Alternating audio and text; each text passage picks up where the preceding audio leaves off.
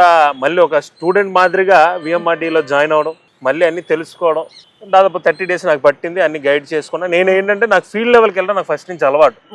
So ఫీల్డ్కి వెళ్ళిన తర్వాత నాకు కొంత బాగా ఈజీగా అయింది. దాని ద్వారా మిగతా 60 days కూడా కంప్లీట్ చేసుకున్నా. అంటే ఈ 60 రోజుల్లో నేను చూసింది ఏంటంటే శత్రువులకు మిత్రులయ్యా, మిత్రులకి శత్రువులు కావచ్చు. ఎందుకంటే ప్రణవ్ గోపాల్ అనే వ్యక్తి విశాఖపట్నం ప్రాంతంలో అందరికీ సుపరిచితుడు.